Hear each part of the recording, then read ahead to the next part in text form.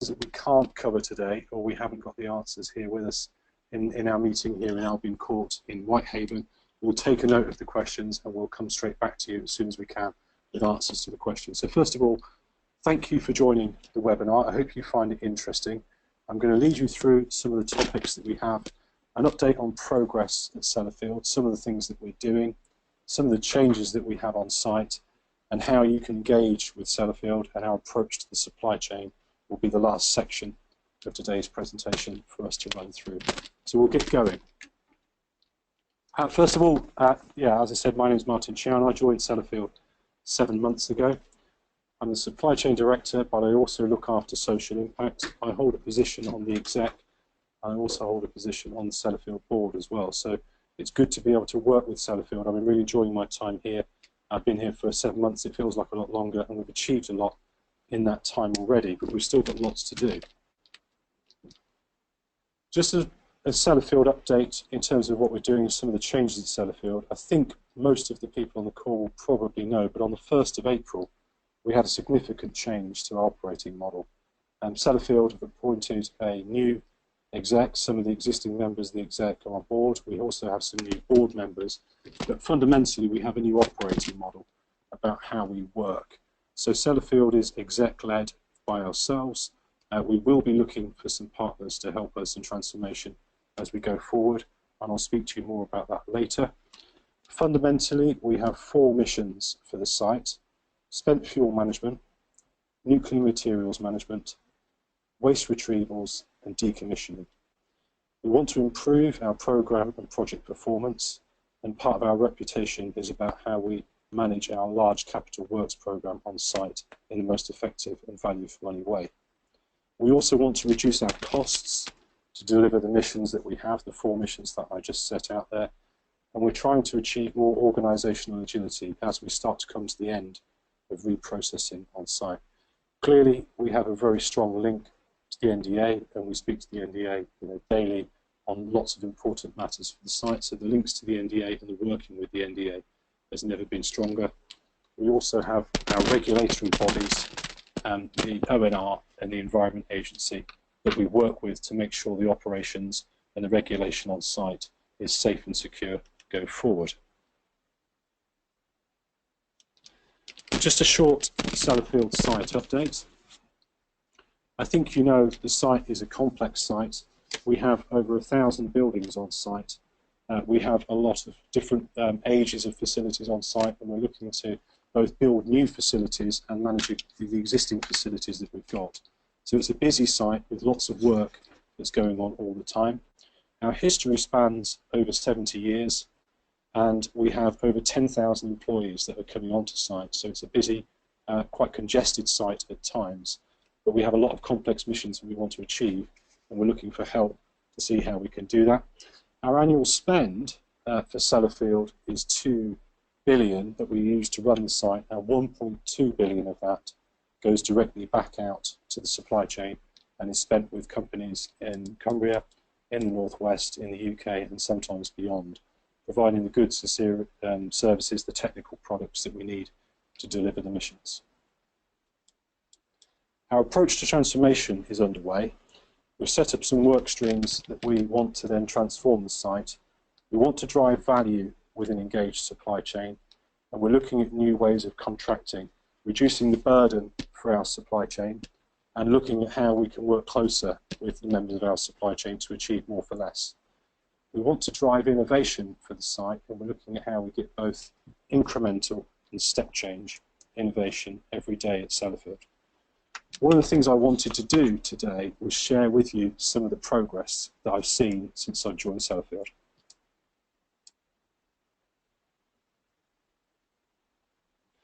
So just running through some recent highlights to the progress that we've made on site. We have shipped the 6th highly active waste shipment to Japan on the 20th of October in conjunction with INS. Together we have defueled Reactor 1 at Calder Hall. That was defueled on the 7th of November, and we also celebrated the 60th anniversary for Calder Hall on the 17th of October, so significant progress on Calder Hall. We started the construction of the high-level pipe bridge for the liquor activity reduction programme on MSSS with Nuvia. A really important achievement for site, and one which we've committed to our stakeholders, that we completed HSA1, our high security area, and the outer perimeter sterile zone fence as part of our defence in-depth approach to security at Sellafield in conjunction with Carillion and other supply chain members. So a significant achievement in improving the security measures and the control on site. When I joined Sellafield, we were preparing to install the first silo door. These doors weigh about 12 tons each, and it's a complex operation in a congested area on site, lifting these doors onto site. I'm really proud to say now we've installed the 5th, and indeed the 6th silo door has now been completed onto site to enable us to start retrievals in that facility. So a fantastic achievement there with Bechtel Cavendish Nuclear. We've completed the installation of the last major module for the silo emptying plant. So the set machine is now in place, and a lot of work that's gone on. These machines weigh 52 tons each, have been manufactured over a number of years together with our partners at Shepley Engineering and Ansaldo. So seeing that progress on site after a long project to make sure we've got the set machines in place is really exciting for us to see. And then just another one for us today, the main effluent system has been installed to BEP with Bendalls Engineering, so that the main vessels have been installed for us on site. So that's now in place with BEP, significant progress on site for us there. The reason I went through those, and the reason I'm proud to go through those with you today, and there are many, many others that we could have covered off, so apologies if you're involved in other ones I didn't mention, was because that progress has been made not over the last 6 months or 7 months since I joined Sellafield. All of that progress that I just went through then has been achieved over the last 7 weeks. So that's the type of progress that we're making every day. And I've not been around in Sellafield for long enough to say how remarkable that is, but others who have been at Sellafield for a longer period of time are saying that that type of progress has not been achieved on site at that pace and with that quality of delivery before. So I really think we're making significant progress on site, and I think all of you help us in that. I'd like to say thank you for that, and please continue to give us your support and your commitment to the missions that we have on site at Sellafield. So whilst we're making great progress, and I've shared some of that with you today, we also need to transform the site at Sellafield. The reason we need to do that is because we have steady state reprocessing activity, Thorpe and Magnox, as I'm sure many of you on the call are aware, will cease in 2 years and 4 years from now. So we've been running that business for around 50 years. It will end by 2020, and that's a big part of what we do on site. It's not all of the mission on site, but it's a big part of the main site. It's a big part of the facility on site. If you know the site, if you've been on site yourself, you'll see the area that operates and the people and the work that runs through Sellafield site. Our focus is shifting to those 4 missions that I covered at the start, to fuel management, nuclear materials management, waste retrievals and decommissioning. We need to improve our performance in program and project management, and we're taking significant steps and engaging the supply market soon to be able to do that. We have to reduce the cost to deliver the mission. We're on a fixed budget at Sellafield site. Every pound that we spend, or indeed waste, doing something is a pound that we can't spend doing something else. So reducing costs, managing value for money means that we can do more, deliver greater value for the taxpayer and the government and our clients in terms of what we're doing. So saving money, managing money in a really secure way is something that we have to do every day at Sellafield. We need then to be able to provide choices for the NDA and government beyond retrievals about what we do and how we do it, and already some work started about some of the choices we have around altering different areas of the site. We've already started thinking about how we do that. And the last one is about our organisational agility, how we can become better enabled and better aligned to the core missions and make sure we can respond to those choices. So just thinking about how people will be redeployed after reprocessing and other parts of the mission that we have on site. So there are changes both in terms of how we manage projects, how we manage people, and how we manage the activity on site. Leads me into opportunities, and the last few slides today that I will want to share with you are around opportunities at Sellafield site and how we can work with our supply chain and how we can work with our partners on site. First of all, when I joined Sellafield, the first thing I did was to take a look at the capital spend plan going out. It's a long-term plan, and it runs out beyond 2090, so it's over a 100-year plan. I kind of got to 2045 and I kind of stopped there because I thought that was long enough for me to take a view of how we're going forward as much as frankly as I could kind of comprehend. We have a large capital program on site. We're looking immediately at 3 projects, the 6-set plant, the SRP plant and the replacement analytical services work, which we went to early market engagement with earlier in the year. Those projects have a combined spend of over £1 billion, but there's much more beyond that. And so the capital works on site are significant. We have a tier 2 spend, and we have many, many tier 2 suppliers who actually deliver the works on site. We want to make sure that we deal with the tier 2 in the right and appropriate way, and indeed beyond that into tiers 3 and tier 4, so that everybody that works at Sellafield has a good experience and enjoys the work we do and feels a great sense of achievement and pride of working at Sellafield. We're adopting an enterprise strategy to how we work, and we're looking at how we can do things across Sellafield and not in perhaps some of the more kind of siloed basis or some of the business stream basis that we've had perhaps in the past. So it's an enterprise model that looks across the whole site in terms of delivering what we need to do. And we want to be more open to suppliers and particularly to SMEs to make sure that everybody has a value role to play on site and they can deliver the value that we need to go forward.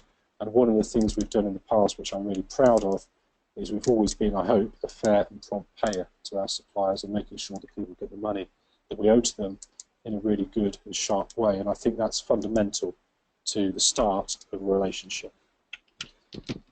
Other opportunities that we have on site is one of the things I've said before, and I'll say it again, everything that we do on site is important. Everybody that we have on site is important, and everybody has a critical role to play. And just because people are not necessarily always in the front line of the decommissioning or the retrievals or the reprocessing, the whole site needs to work well and the whole site needs to be effective. So if there are people on the call who are in support services or they're doing other things to support Sellafield as an entity, they're all equally important, and the site can't run without every single one of our supporting services, utilities and everything that we need. We are looking at some opportunities going to market. I'm going to come on to how we communicate those soon for those of you that are interested. But we will have a different approach to category management. We are going forward with category management on things like glove boxes, 3-meter cube boxes, wide range of engineered type materials, and we're also looking at how we contract with the supply chain. So lots of opportunities going forward in lots of different areas. And we've taken some steps to make sure that you can find out about them and become involved at working in Sellafield in a much easier way than perhaps we've done in the past. That leads on to how we engage and what we do in the external market. I spend a lot of my time talking to suppliers. Just last week I was really honoured to open a facility for Metalcraft and looking at how they manufacture high containment 3-meter cube boxes for us. And that was a fantastic opportunity to open that facility last week. But I spent a lot of time in the supply base, and I visited lots of other suppliers and met with lots of other suppliers, both large and small. I think we need to make it easier to do business at Sellafield, and one of the messages that I got when I spoke to suppliers is it can be quite hard to work with Sellafield, we can be quite demanding. Certain things that we will always be demanding of, we need high quality, we need nuclear specification materials, we need the right paperwork to go with everything that's delivered on site. It's not just the physical products themselves, it's the things that accompany them to make sure we can use the product in a safe environment. So we will always have high standards, but we could be better at making life easier. We could make it less of a bureaucracy in terms of dealing with Sellafield, easier access, less difficult contracts and rules and flow downs of working at Sellafield, and we've already made some step changes in our approach to that. So I hope you see some changes already being implemented. I announced a couple of weeks ago that we are significantly changing our approach to intellectual property. Sellafield are no longer interested in owning intellectual property from our suppliers, which we've always done in the past. We wish our suppliers to retain intellectual property. We obviously want to be able to use it on site, but then you're free to use IP for your own business to make sure that you can make money in other sectors, and we'll support you in terms of doing that. So contracting is trying to be simpler. The ways of working, we're trying to make it simpler. There'll be more on this as we go into 2017. You'll see some more changes that we've got. We've already dropped some of our onerous conditions around damages, and we've changed our contracting ways to be more of an incentive as opposed to a punitive type of contracting method. So I hope you find those changes welcome. In return, frankly, this is the kind of contract that I describe. It's not a paper contract, but it is a real handshake contract with us. We are expected to deliver value for money and exceptional performance to site. And where it's not happening, we're going to work to address that, and we're going to tackle that fairly quickly. So there have been some quality issues, there have been some performance issues. Not across the board, generally things are very, very good, but where there are, we will have to tackle those, and we will work with suppliers to tackle those in a very fast, expedient way. So that's the kind of contract that we want to establish with our supply chain going forward based on trust. I spoke about how we engage with the supply chain. We've always produced a procurement plan. We've always produced procurements on a page and an annual view on what we're going to be buying. Frankly, there's some churn in that, and it changes from time to time as we change things that we're doing. Sometimes we bring things forward. Occasionally, sometimes things have to go back. What I wanted to do was make it more open and transparent for the supply chain to understand what we're doing. One of the things we've done is created one Sellafield as kind of our strapline about how we want to engage with not just the supply chain, but everybody that works at Sellafield. We've created a Twitter account. You can see it there, hopefully in the middle of the slide, which is a Sellafield business account. Everything that we do, everything that we buy, all the opportunities that we have on site will be published through that Twitter account. You can click on it, see if the work is of interest to you, see if you know people that want to be involved in it. I encourage you to follow it. It's really very, very simple to do. I follow the account myself and see when we're publishing notices out to the supply chain, and it's the quickest and fastest way of getting work at Sellafield by understanding what we're doing. It also helps if you can spend some time and look at the forward plan to prepare, because clearly once we've gone on Twitter and published the contract notice, we're out in the market and we will be looking for suppliers in the short term. If it's a longer term thing, or you're involved in more complex business, then look at the procurement plan, come and speak to us about what we're doing and engage with us about future opportunities. We're happy to talk about what we're doing. We want to drive more engagement and a more open doors policy for the supply chain. Again, I've listened to many, many people, and the feedback that I got was people wanted it to be based on real work and real opportunities as opposed to general information. So what we've decided to do was have more events next year, more direct Sellafield engagement events where suppliers can come and talk to us. We ran one in February of 2016. We'll probably do one of those in springtime of 2017. But it'll be based around real kind of contracts and real work that we have for you to talk about. So we'll do that in the year. We'll probably do another event towards the summer, but it's going to be based on real work opportunities that we have at Sellafield, talking to us and directly to the Tier 2 suppliers that support our mission on site. Just really to finish off for me, and the final kind of messages for me, and we'll open up to any questions that you have. All of this is a start. Clearly, it's still early days for the new management team at Sellafield. The board are strongly supportive in terms of what we're doing. I hope the Nuclear Institute are also supportive of our mission and what we're doing. So thank you to the Nuclear Institute for hosting the webinar today. So please take the messages that I've given to you, talk to us about what we're doing and how we're doing things. If you want to type in any questions now, I believe you can type in there, and hopefully the moderator will be there if we're going to do it and put in any questions that you have. We also have other routes to speak in Sellafield. So we have all of our managers who operate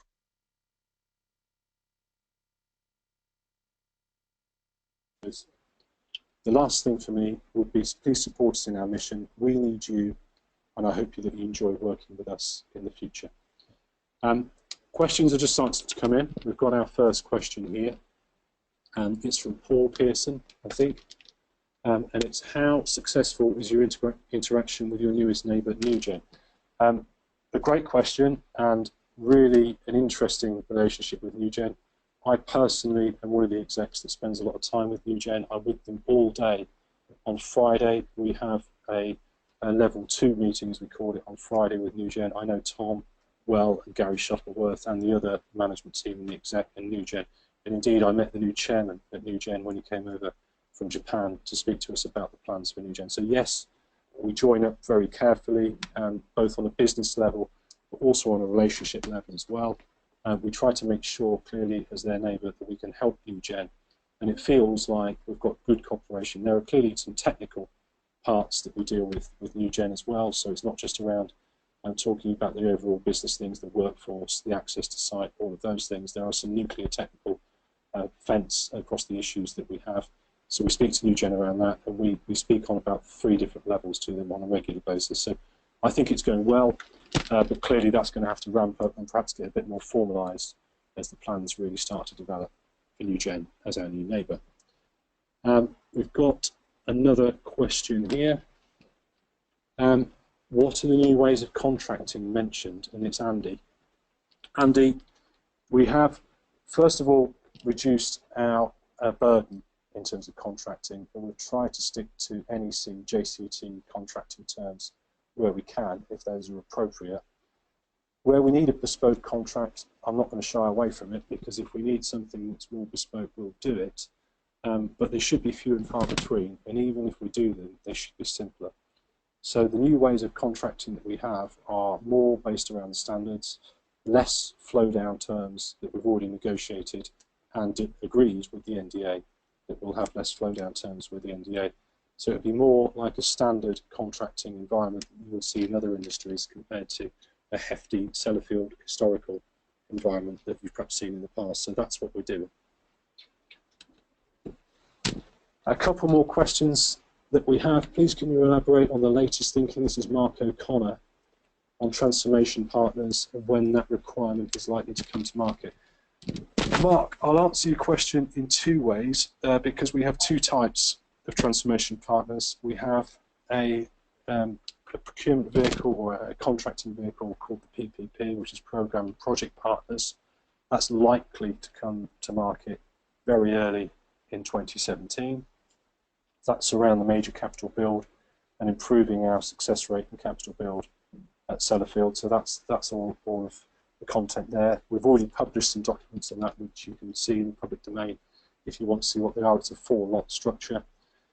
For the rest of transformation, we're currently working on that right now, and interestingly, we're taking an update to our board this week on the transformation partners. So that will be a bit later. That will probably be March, April time that will come out to market for the rest of the transformation partners across different areas. You can imagine office services, HR transformation, other sorts of areas that we're looking at, but also lots of other different types of work to deliver the mission on site. So it's a more general transformation program for Sellafield to get where we need to go.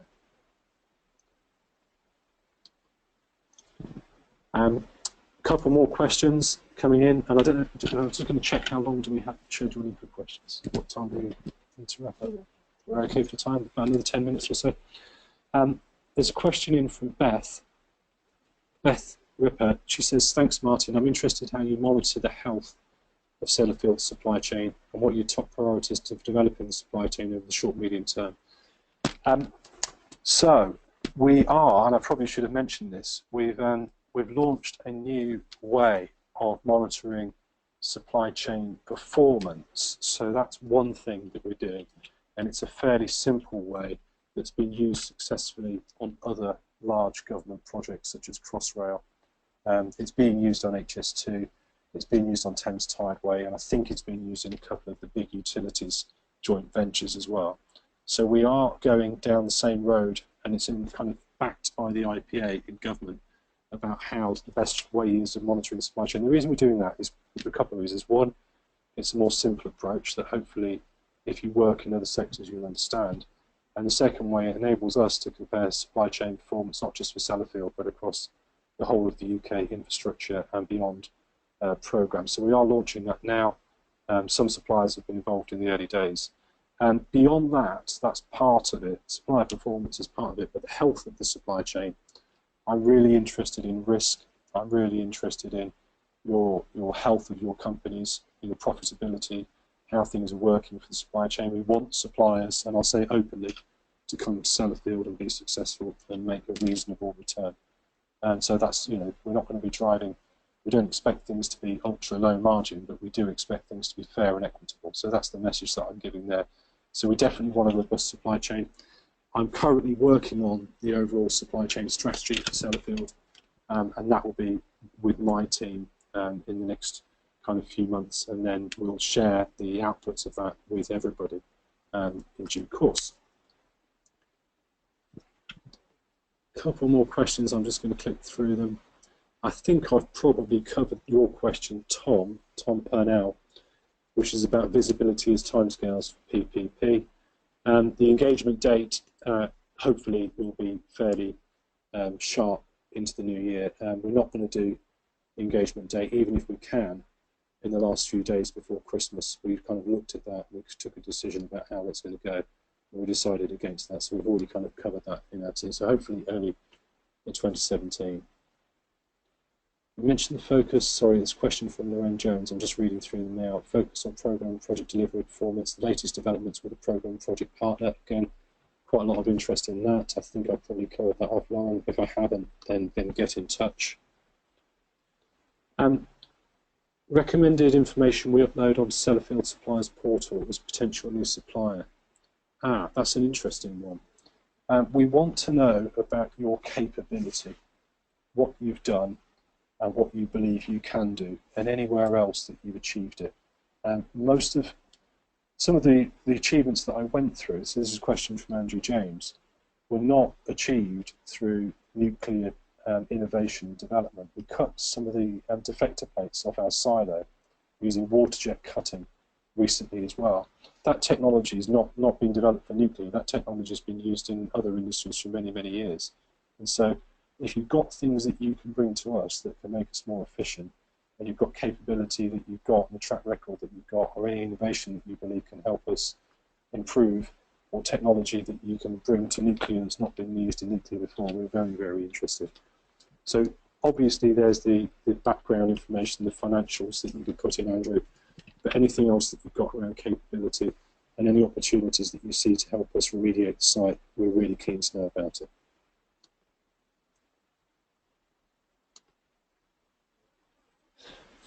Tony Lawrence has asked a question. We hear that you're spending 1.2 billion a year. There are strong indications of Sellafield suppliers downsizing. At first glance, this does not fit together. An interesting question, Tony, and one actually that suppliers have said to us before. You're right, some of our suppliers are downsizing, and I've spoken to them about why they're doing it and what's going on there. Our biggest shared supply chain, especially in the largest suppliers that I've come across so far, is frankly in oil and gas. So most of the partners who work with us on complex nuclear work in oil and gas. Clearly there are issues in oil and gas, and they're downsizing because of that. I monitor the Sellafield spend, and I get the Sellafield spend every month to see where it's going and to see how we're allocating that spend across the supply chain in the UK. And we've now done supply mapping to know exactly where that spend goes on a geographical basis. And we are spending £100 million a month. And so if suppliers are feeling that we're pulling spend back, or that spend is not being achieved, that's certainly on an enterprise level, that's not the case. Clearly within that, there's going to be ups and downs, but generally our projects are running on plan, our expenditures going out the door on plan, and our procurements are running on plan, all of which we monitor on a monthly basis. So I'm hoping that you'll see that. There are other reasons, I believe, why some of the suppliers are downsizing, although some of them may downsize because of phasing of work with Sellafield. We'll try and help suppliers through that if we can then go through and talk to them about our workload and what's happening. Question from Andy. Andy, thanks for your question. Andy Hassel. Will the standard tender questions need updating? If so, how often? Yes, and probably all the time. But the first update is a huge simplification of standard tender questions, and I've recently gone through a few procurements in terms of standard tender questions, and we've cut back dramatically the number of questions that you've got. The messages I give to my team are the same messages that I'll share with you now. I talk to them about pace, I talk to them about simplifying, and I talk to them about progress. They're the three messages that I give to my team every time, and we always base our team talks around those three tenets of my kind of values. And so simplifying the tender questions, taking things out that aren't necessary, making sure that we ask the appropriate questions, and don't exclude people unnecessarily for questions that we don't really need, is where we're going. And we're making sure that those are in place. And I'll give you an example. The intellectual property change that we put in 2 weeks ago, we announced it on the Thursday night, and it was implemented across my contracting team at 9 o'clock on Friday morning. So that's the kind of messages that we're giving around pace for Sellafield.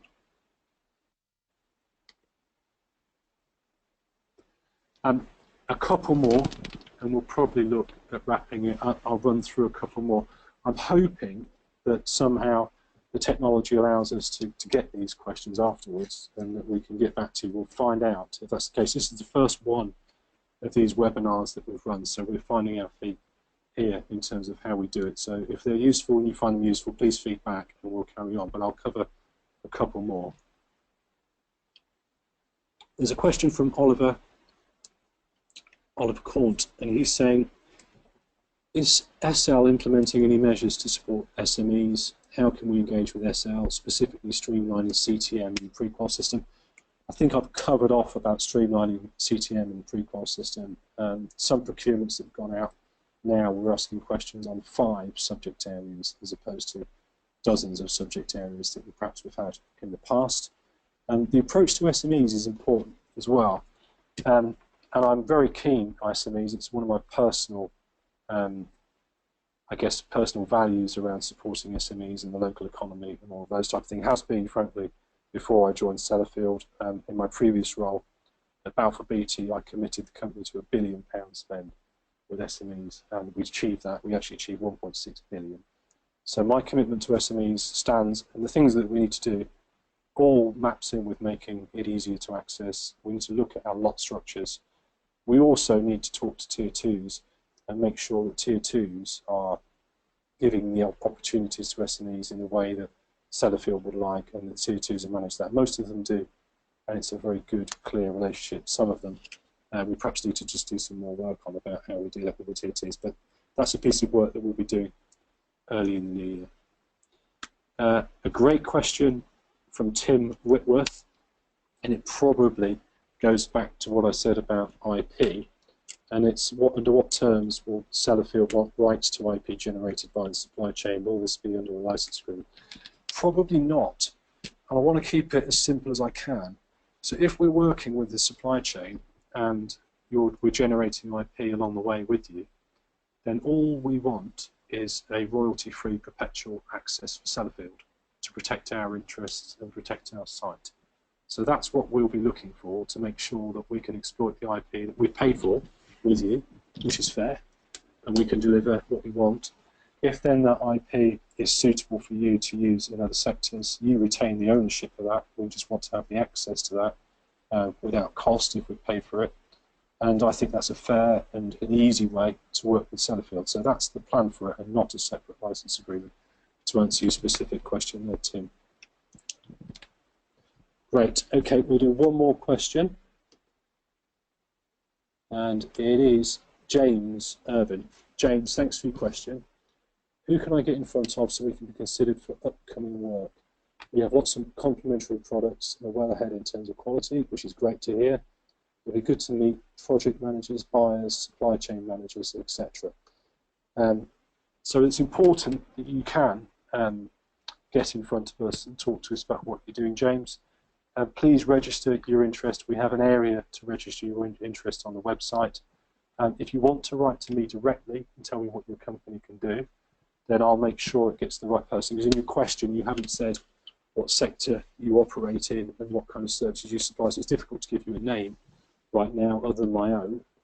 But if you want to drop me a line on that, then I'll make sure that gets to the right person within Sellafield and we'll get back to you. So my email address is martin.chown@sellafieldsites.com. Send me a quick note and we'll make sure we'll reply to you. There are some other questions that are in, but we're kind of frankly out of run time for the audio today.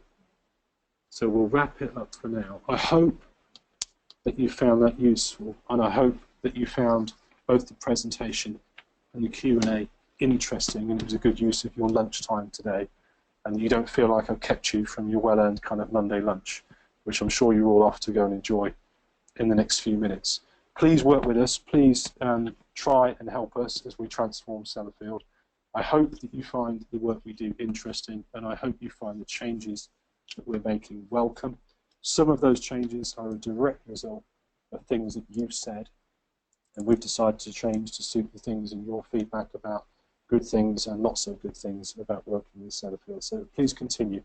I hope that we've shown that we're open to that feedback, and we're making a real positive change in a fast, pacey way that perhaps you haven't seen before from working with Sellafield, or perhaps you have.